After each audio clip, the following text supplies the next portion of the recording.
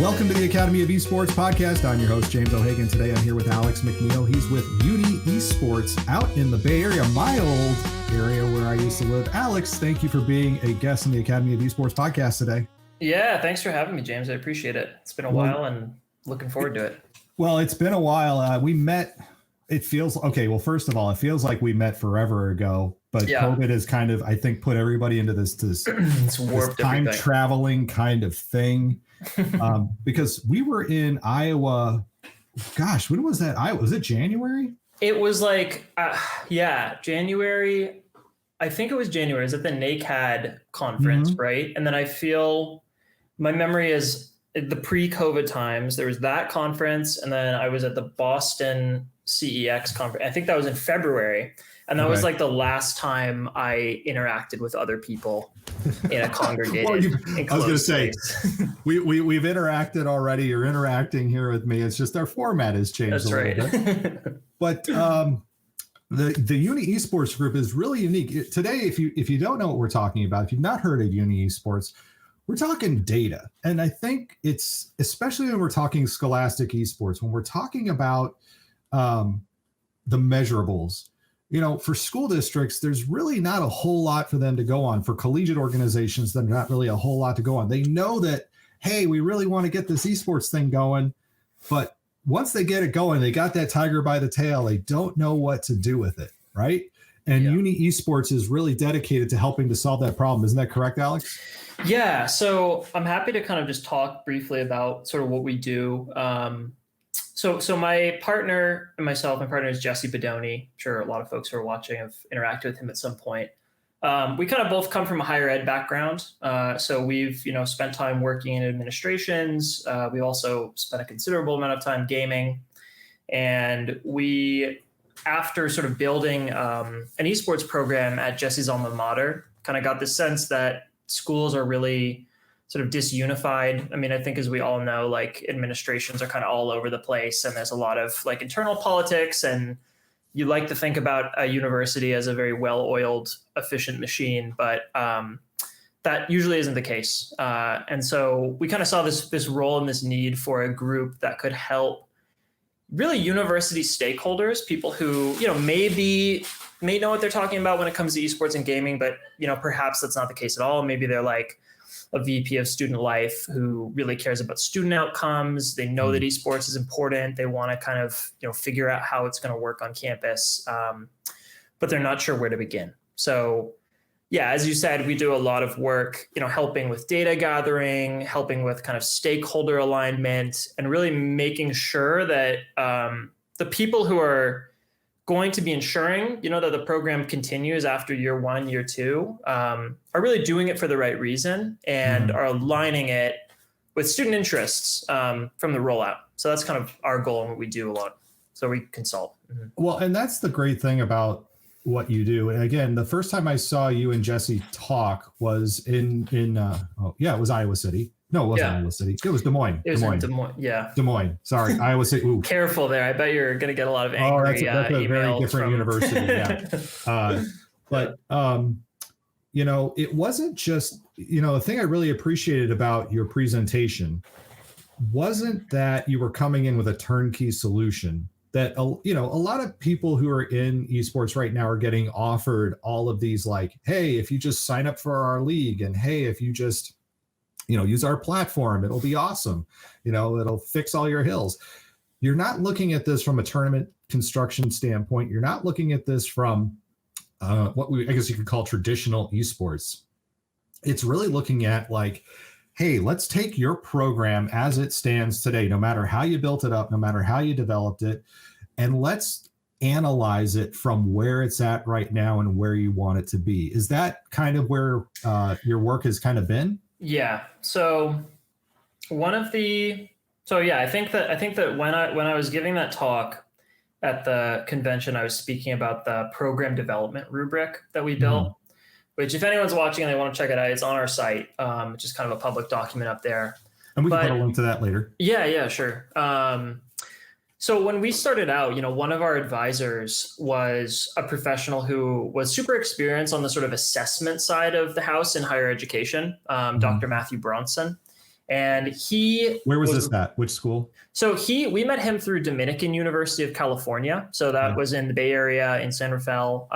He was the former director of assessment there, and has had a bunch of roles that are, in the assessment world, basically trying to help, educators create frameworks for thinking about how to measure the efficacy of their own practices, right? So making sure that, the most inspired teachers are kind of, having their pedagogy checking in with some sort of objective basis for understanding whether they're reaching kids, whether there are kids being left out, et cetera, et cetera. So one of the things he really emphasized to us, and one of the things that was really exciting for him about getting involved in esports, which is something that admittedly he was, totally green on, was he wanted to help us build this framework for helping programs assess their own efficacy, performance, and where they are sort of developmentally. So what we did was we did a really big survey. We probably surveyed about 750 stakeholders at schools across the country. And then we did a big group. It was a lot. Yeah. People were really receptive. Most of those were athletic directors, VPs of student life, and CIOs.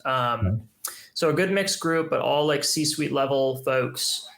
And then we kind of went really deep into detail with about 5 really well-developed esports programs. Like we talked to UC Irvine, we talked to Miami University, Utah. So, Mark, Glenn Platt, and AJ there really helped us.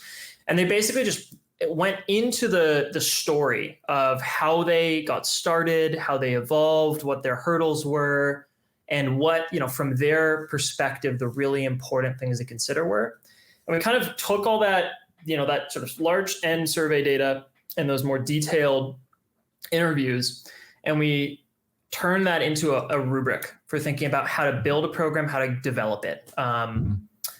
Goal was, right, to kind of combine, I'm kind of going off here, but like combine just sort of This is the great thing about this format. You can go off. We're not on a time schedule or anything, my friend. All right. Won't worry about it. But yeah, combining that sort of basic insight from folks, not basic in like a not sophisticated way, but just general insight about how programs develop in higher education with that really detailed esports narrative. And the outcome of that was like a resource, which is what we were presenting on, which had these, 9 different dimensions and kind of showed, okay, this is what a really, young esports program looks like. That's just getting started. It just has, maybe it's hired a program coordinator who's doing like double duty in the IT department or something, but doesn't have total authority and autonomy. Talking about resources, talking about diversity and inclusion, talking about basically the developmental climb for a program from an early to kind of a later stage, which is, we're not very late in collegiate esports, so it's kind of hard to say what that is, but it was our best try. Well, and here's the great thing too, is that as an educator, and this isn't just a tool I think that can be used at the collegiate level, but also at the K-12 even. A lot of times we love our rubrics. As educators, we love having rubrics, and even a lot of the work that we do, especially in IT, you're doing E-rate funding and things like that. You have to develop a rubric for around how you're going to get your, choose whatever. The rubrics you have built out in here include things like program leadership, and you rate it from initial, developing, developed, highly developed, governance, alliance building, cultural relevance, strategic planning, metrics and tracking, resources, diversity, inclusion, and engagement, and curricular or occupational integration. It's nice because I think a lot of people, when they think esports, and again, a lot of colleges are using this from the perspective of, recruitment. They don't realize just how, as a recruitment tool, that's fine, but are you really recruiting the kids who could really take your university to the next level? As a school district, where we don't recruit, the kids come to us typically. This tool is also helpful because, again, it helps us to look at things more critically, find where the gaps are, even if things like let's say governance. Governance doesn't necessarily need to be a big K-12 thing, but it's something to think about at least. It's something to think like, okay, wait a second. Functioning esports governance in groups spanning the most important stakeholder groups and units sufficient to respond to pressing issues and advance towards strategic goals. If you don't have those kind of things in place, you'll have a good, you may have a good esports program, but it's not really going to do much. Right. So, yeah, I think that esports has really taken the world of higher education by storm. And I think same too with K-12. With on the collegiate side, right? Like there's a big amount of hype, and the hype may be justified or not. I'm not necessarily going to comment on that, but like a big part of that hype is around this realization that, hey, a giant majority of students are interested in gaming, if not esports. Let's try to align ourselves with that interest. Is a great recruiting tool. That may be the case, but I think there's this risk when programs fixate on the sort of short-term payout of building a program, but that short-term payout isn't like articulated or connected to a long-term plan. Right. Like you're saying, like you just need this structure that is going to allow you to hit on those short-term goals, but also link them up with the long-term goals. So it's actually like a sustainable program on campus. And what a lot of that looks like too, like there's a lot of debate in collegiate. You hear folks who are like, it's got to start from the grassroots. Like we don't want any top-down initiatives. And then other people will say, well, we need, executive level administrators to build the program to make it stable. It's really a both and we try to kind of capture that in that framework to show like really how the administration can play a role. The student body needs to play a role. All sorts of intermediaries need to play a role for a program that's actually successful in the long term. I agree with that completely because, again, you can have your grassroots, but you can only get to such a level. And unfortunately, we've seen, like, for example, University of South Florida, Tampa Bay, which had a very strong club presence.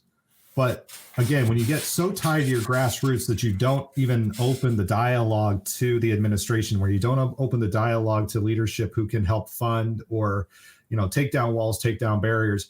Yep. You had this really, horrible. A lot of us don't even know the whole story still, but their club experience was all of a sudden shut down. They were given cease and desist by the university, and a varsity program sprang up out of nowhere.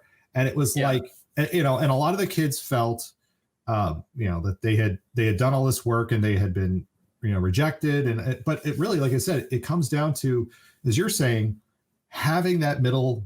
There's somewhere in the middle. It's an and or. It's not a part of. It's not do it all grassroots or do it from top down. There has to be that partnership in all of this here. And a lot of the time, I think that's the role we end up playing in our role as consultants is trying to bridge those two camps. Like one of our clients right now, CSU Sacramento in California, Sac State? Yeah, Sac State. So giant institution, right? Amazing. Love Sac State. Yeah, right. Amazing presence, like club presence, working through Big Sky. So they're just connected. They're pushing the envelope. Their administration is really trying to figure out, what an appropriate pathway looks like for providing support, what that looks like one way or another. And we're working together to try to, help kind of build some bridges, that already exist and strengthen them really between club and administration, and just try to translate the kind of languages back and forth. And that happens in a lot of schools, like whether it's a big institution or if it's a small liberal arts school. Like a lot of the time we'll go into a liberal arts college that has administrators that are really excited about esports and like, how do we help, kids take advantage of this kind of offering our students. And they'll be shocked and pleasantly surprised to realize that there's actually a big on our campus already. And so it's like, okay, how do we just build on what's already there? So it's funny how even within a school, like being that sort of outside third party and coming in and just saying, hey, like pointing to things and being like, look, this is already here. This is already here. You can empower this person. This person knows exactly what they're talking about. They just need some resources and a microphone. Winds up being a lot of the work we do sometimes. I've seen it. I've seen it at small elementary, middle, and high schools. It's funny. We have this, I guess, this thought process in education that video games are really a kid's thing, while forgetting the fact that even me, who I'm 45 years old now, my God, yeah, I'm 45. At 45 years old, I grew up playing I was a child of the 80s. I was 5 years old in 1980.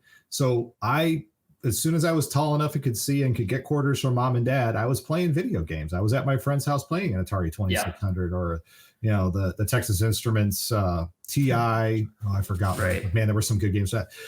But here's the thing is we forget that so easily. And even today I had a meeting with a middle school, one of my middle schools here.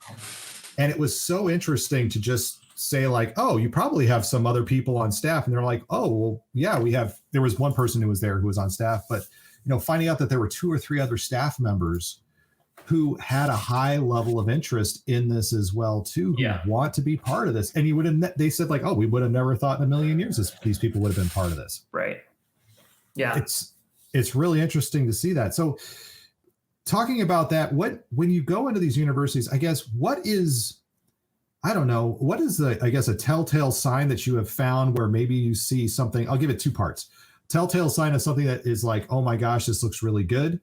Or a telltale sign of like, oh my gosh, this is going to, there's issues here that we have to address right away. Yeah. So a lot of the time how we start our work is with surveys. So we'll find some sort of foothold in an administration, like an athletics department, for example. And the AD will say, all right, let's kind of determine student interest. Let's do a sort of feasibility oriented survey. And we'll work with them to put together or kind of adapt a survey that we've prepared for students, and we'll send it out to the student body. Okay. And we'll get back, whatever the results are. We're kind of trying to assess just interest in esports or really behavior pattern, like how much do you play? What percentage of the respondents play between 5 and 7 days a week? We'll do the same thing on the casual side, right? Because not everyone plays an esport. A lot of people play video games casually. So early on, we get this pulse and we say, okay, a huge, a lot of the time we'll do this at liberal arts colleges where you'll have a pretty engaged student body, and we'll get, in a population of 2,400 students, 680 of them will respond. So we'll get like slightly more than a quarter of the entire student population responds, and we get like a 73% strongly agree rate for interest in playing games on campus. So that's something where, if we get that signal of interest, we have a really strong foundation and baseline. And then really, I think for the administrators, it's a question of like, how seriously are they taking those signals? Are they looking at that and saying, okay, there's a tremendous population here. We need to invest significant kind of like a respectful amount of resources into a program like this to kind of meet these needs and interests. That'll be a good sign if we see someone who's like blown away by those survey results, and who's like, okay, let's move forward. Let's treat this like what it is, which is something that's really important to students, obviously, and commit the resources. Like concerning, I think that sometimes folks will come in with a very prescriptive idea of what a quote unquote esports program is going to look like. And they'll, for example, be fixated on the idea of fielding a varsity League of Legends team, right? But we'll turn up survey results that will say, hey, League of Legends is actually like the 6th most popular game among your students. And you don't have a very big population of kids who play competitive games a lot. But you do have a really big population that do more like casual or recreational play. And that might be a better place to start your program, and be kind of unwilling to look at the data and think, okay, maybe we're not talking about like an elite varsity program where we're just trying to field 10 esports athletes and that's our goal, but we're thinking more capaciously and broadly. I think those are challenging conversations, because you're sort of maybe you're kind of popping someone's balloon a little bit and saying, hey, maybe it's not this, it's this. But I think in my experience, most people are really amenable once they see the information and they kind of see the data. Well, and again, being data informed in your decisions, it doesn't mean take your wants or your wishes and throw them out the window. It just means, hey, because League of Legends, you want to have a League of Legends varsity team, cool. It's going to take us a little time to get there. The problem we have, of course, is those of us who are running programs is we know that there's kids like 10s, 20s, 30s different titles on campus. Your top 30 may have roughly the same numbers, even in some cases. It's so hard to, I guess, pick. It's hard to pick and choose where you're going to put your resources, where you're going to build towards. But again, as you're talking about the data that you've shown to universities can be incredibly helpful and help them to develop their programs. I think a lot of people just, again, they see, the play versus of the HSCLs and they go, oh, okay, here's our league. And they go, okay, we're just going to pick all these things. And again, none of this should be turnkey. But what about at like a broader level? Let's talk about, because you all have done some work with the, was it NJCA? Did I get that right? Yeah, the NJCAE. And a couple conferences. Yeah. Yeah. Talk a little bit about the research you've helped them to do, because I think, even as states at the K-12 level are stepping in, but obviously already collegiate, there's a much broader, and it might even start to pick up now because, boy, COVID has thrown everybody a curveball, especially small schools. They're going to have to really make a big investment in esports to hopefully attract new students in the next couple of years, just because they're going to have to make up for lost revenue. What have you seen, or what has been some of the results in some of these surveys that you've done at those levels? Yeah. So one of the coolest big data gathering, so there's the student level data, which is always really fascinating. Mm-hmm. Then there's the sort of,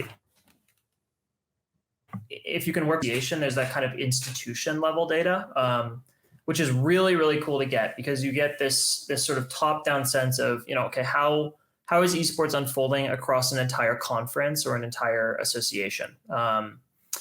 And I mean, for me, I really feel like the future of collegiate esports, and, I think high school being sometimes, I think, taking its cues from the collegiate level, there's a whole downstream ecosystem basically that I think is going to benefit from more traditional collegiate athletic organizations kind of stepping into the ring and saying, hey, esports belongs among the traditional sports that we usually offer for our students.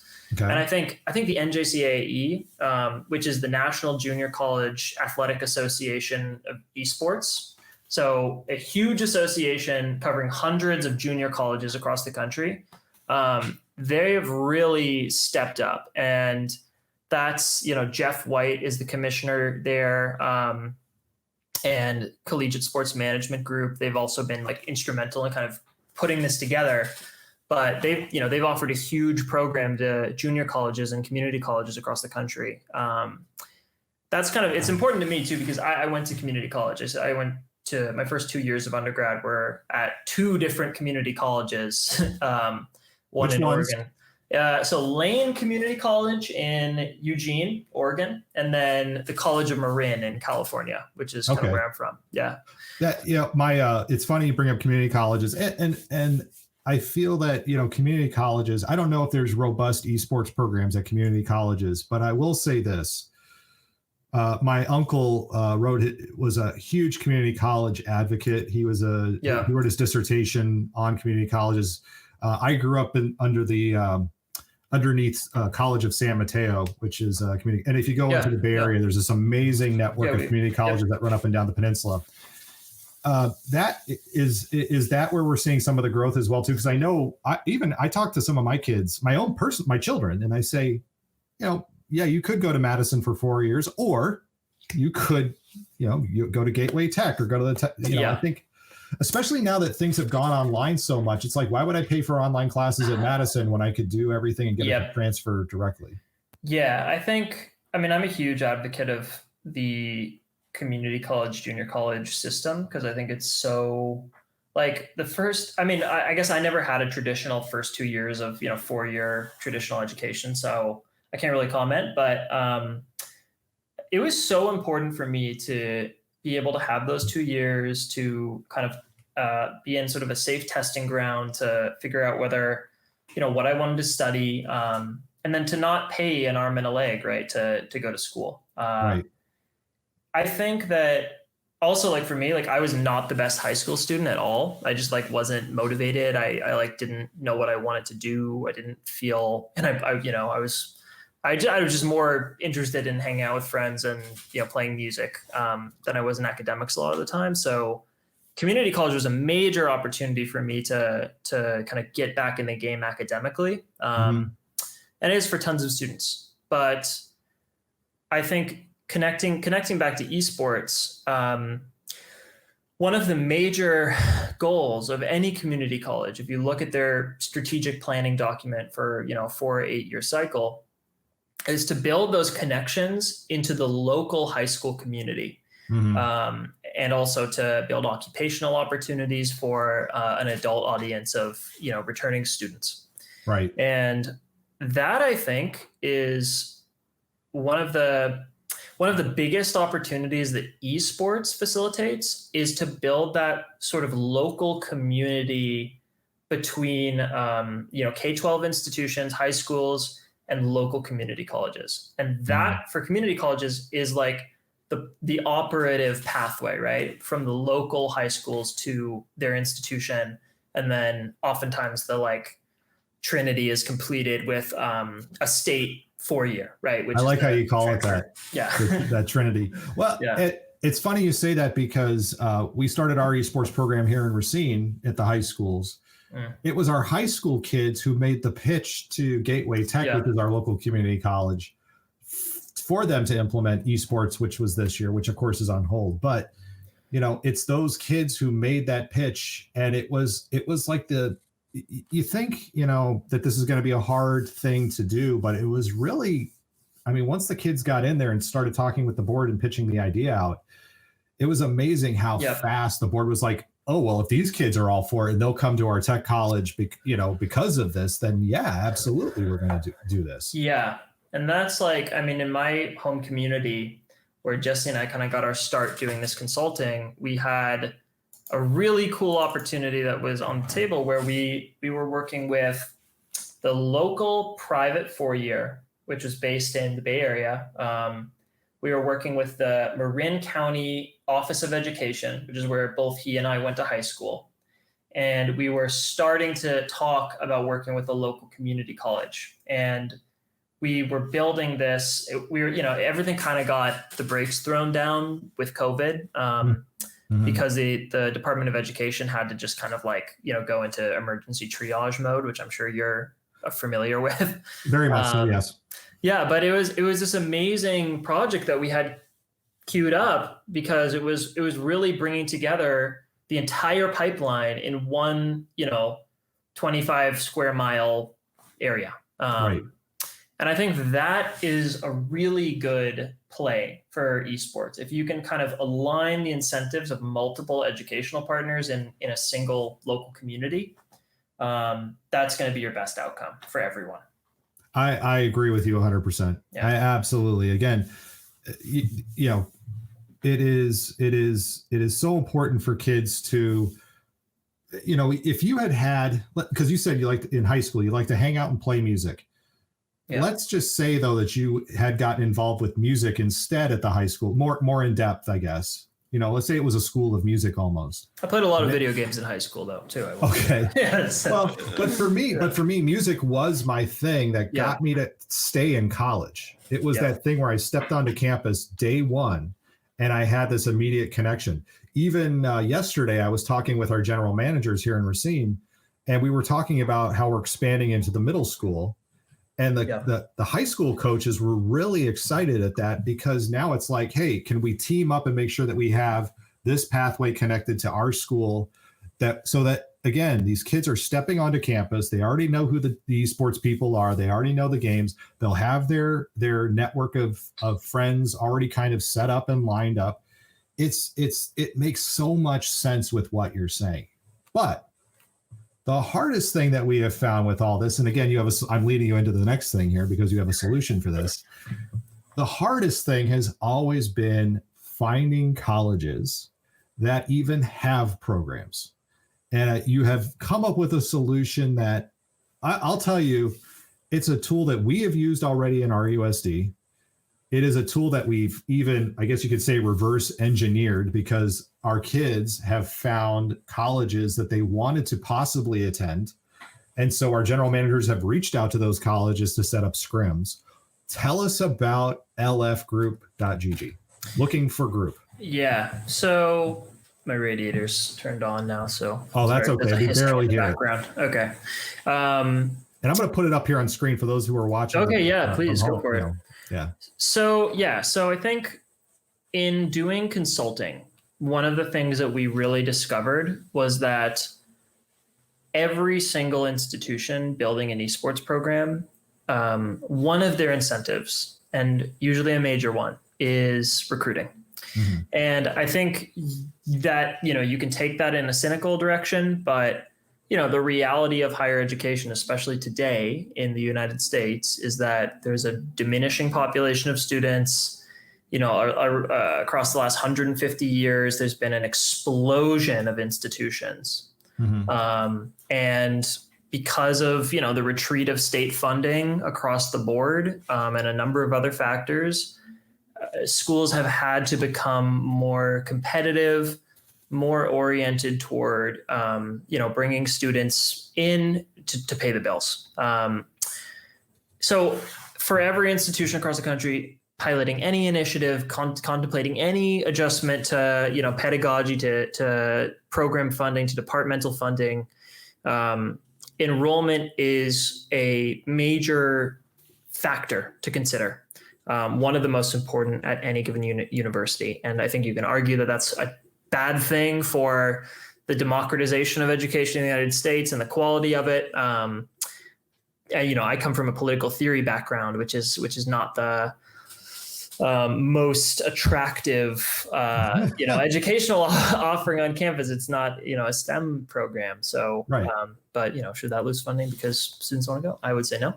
But getting back to the point, we really felt like schools were seeing the vision with esports. They were saying, okay, this is something that is going to attract students, but mm-hmm. it's also an opportunity to offer really, really, for lack of a better word, like synergized educational lenses, things that students are already interested in, that provide avenues onto, sports management, business, computer science, arts, humanities, pretty much the whole gamut. Mm-hmm.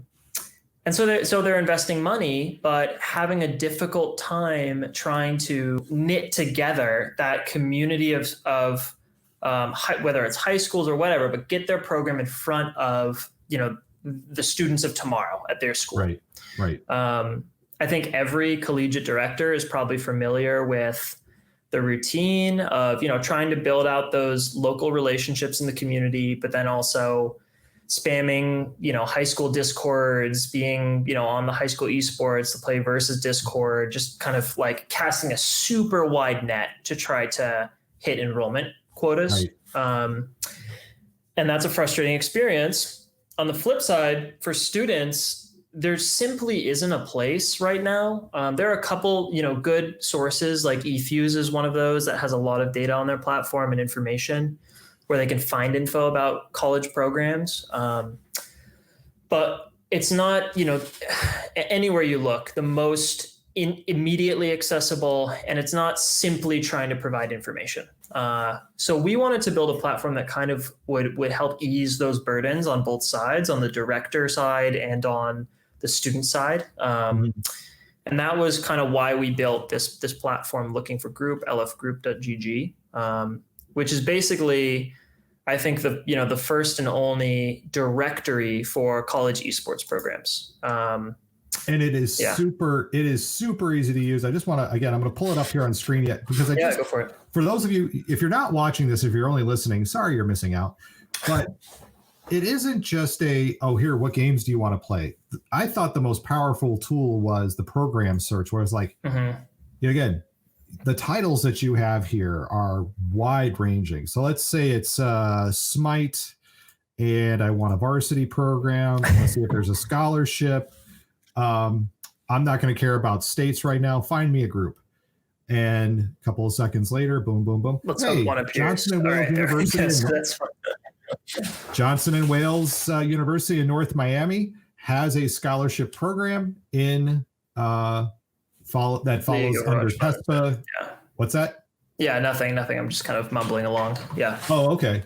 But it's amazing just how easy that is. And again, as a director of a program, to be able to say to my general managers, hey, give your kids this tool, let them look through, find some schools that maybe you're interested in scrimming, and then reach out to the school and say, hey, I have some students who are interested. Because I can tell you this, my general manager is doing that. There hasn't been a school that said, no, thank you, we don't want to scrim against your kids. Right. Yeah, it's been a really interesting project to work on.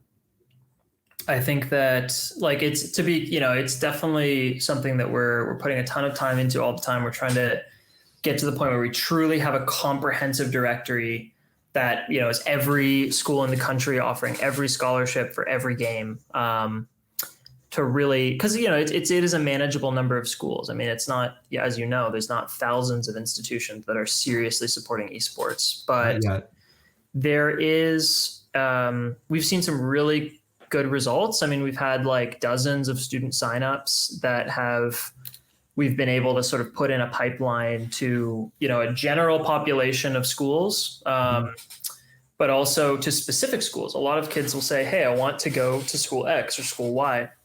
And being able to complete that connection with a college director has been really cool.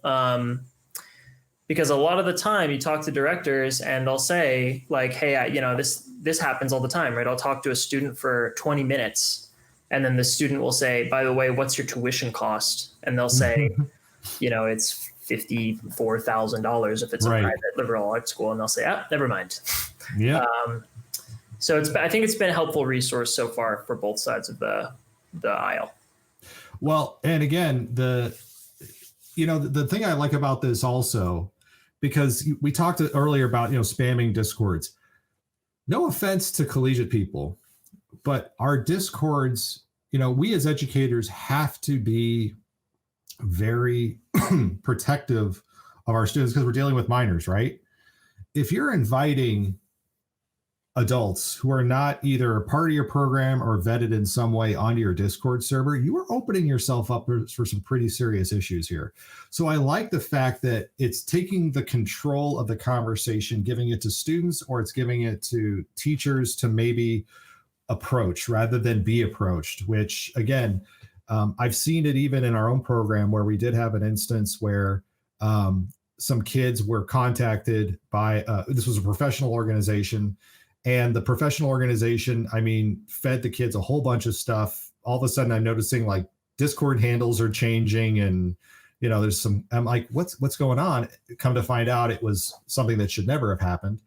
And so it was. I like the control that this gives, and again, it helps make the conversation at least a little more knowledgeable going forward. Because as you said, tell me about your school for 20 minutes. Oh, I still have to put out of pocket spend $45,000 a year. Well, that's going to put me, $180,000 in the hole just on a 4-year degree, even with your scholarship. So I love the tool. It's very much needed. And like I said, it's been an amazing tool to tell you, hey, we found this really neat use for. And I don't know if you were anticipating the reverse engineering of it, but it's been, like I said, it's been very much appreciated and very well used by the people in my school district. Yeah, that's really good to hear. I think that's exactly the intention. And we've talked to high school esports associations that have said something really similar. Like we were in the process of trying to build essentially like, a little Excel sheet based directory that we could use to help our kids find coaches and connect.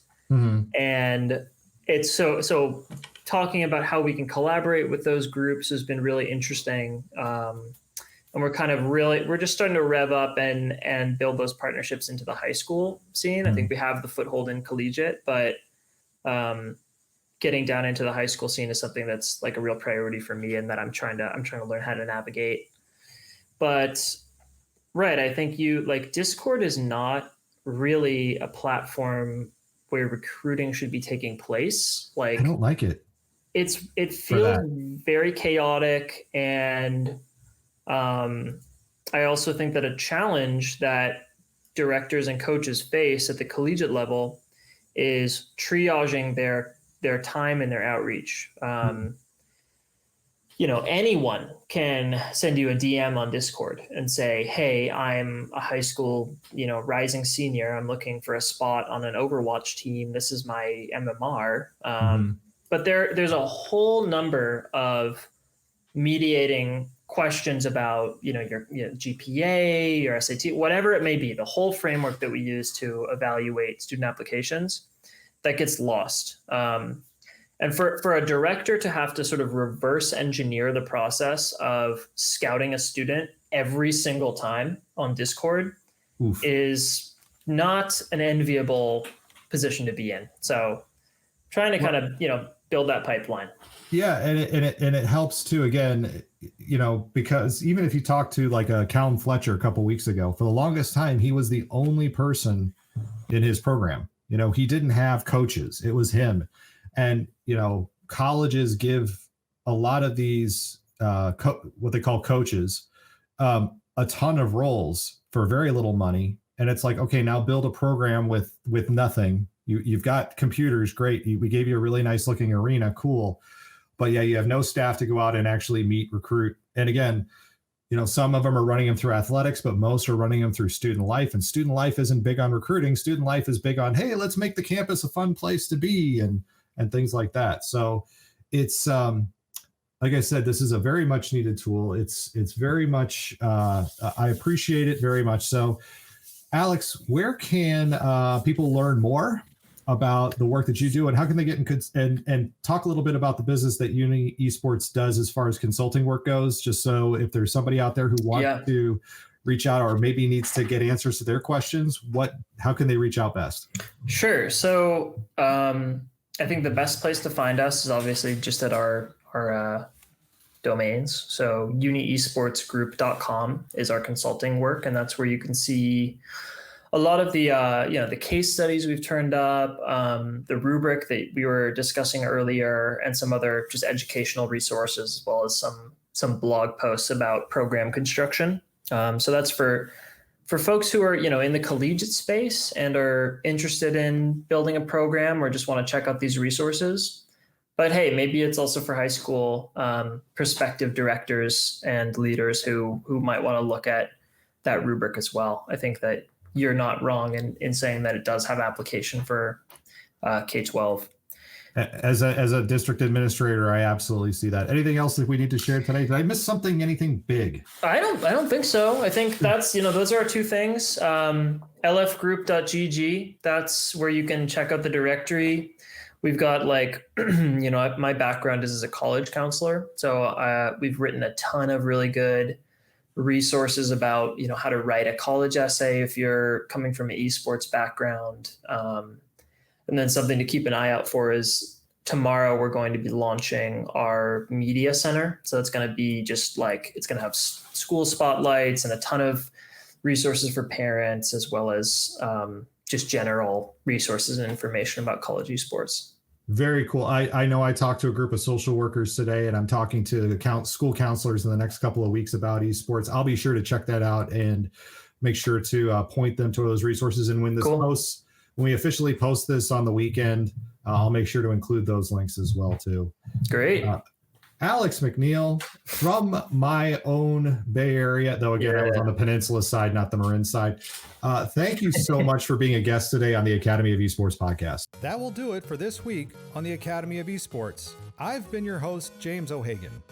Esports are organized competitive video games allowing schools to redefine their athletic culture, diversify opportunities for student participation, promote good physical and mental health, increase collegiate scholarship pathways, and play games. We can never forget the importance of play. The mission of the Academy of Esports is to support these ideals. The vision of the Academy of Esports is for all students to experience the fun and joy of playing competitive video games. You may follow me on Twitter at Jim O'Hagan. That's at JimOhagan,